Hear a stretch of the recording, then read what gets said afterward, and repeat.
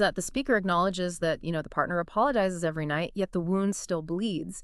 It raises the question, is there a point where apologies lose their meaning if actions don't change?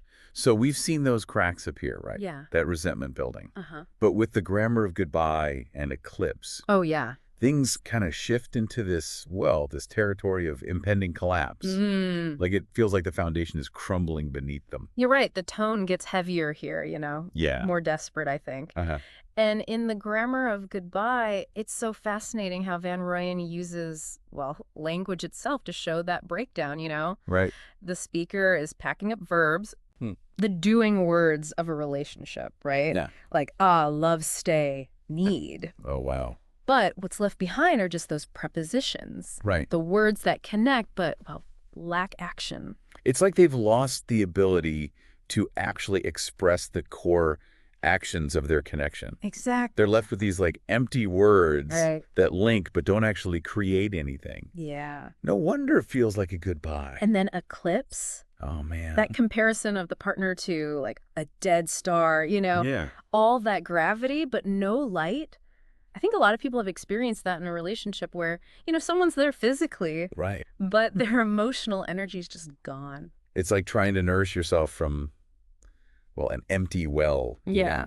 You keep drawing, hoping for something, but there's just nothing left to give. It's draining, even suffocating. It really is. And what's so fascinating is that even as we reach this point of like near collapse, Van Rooyen, he doesn't let go of that possibility of reconciliation. Like poems like Honeycomb Vows, The Physics of Falling, and Baptism by Fire, Right. They all grapple with this push and pull, this almost frantic attempt to salvage what's left. But even in those moments, you feel this sense of uncertainty, of fragility. Oh, definitely. Like in Honeycomb Vows, when the speaker questions if their yes will taste like wax. Right. I mean, it's not a wholehearted yes, is it? Yeah. There's so much doubt woven in. It makes you question the foundation of their reconciliation, Is it based on genuine desire or just like fear of being alone? And then the physics of falling.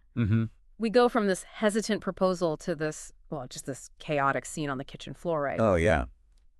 Shattered dishes, sex amidst the wreckage. It feels almost violent. It's like they're trying to recapture that initial spark, that raw physical connection, but it's happening in this like destructive environment. Right. It makes you wonder if they're just trying to outrun those bigger issues, to defy the gravity of their problems with this burst of passion. And it's not just a fleeting moment either. Right. Baptism by fire that takes that intensity even further. Oh, yeah. They're burning the couch, literally trying to cleanse themselves of the past. Right.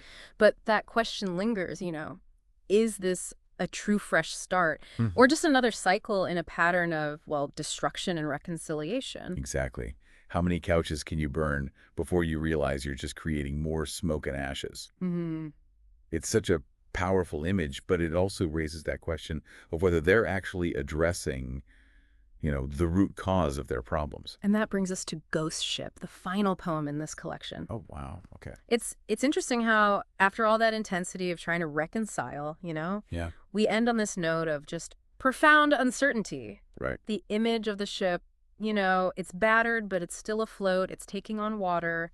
It's both resilient and vulnerable at the same time. It's like they're clinging to that wreckage, hoping to salvage something, but unsure if they're just delaying the inevitable. Exactly. And that line, love is a hull splintered by icebergs, still floating but taking on water. Oh.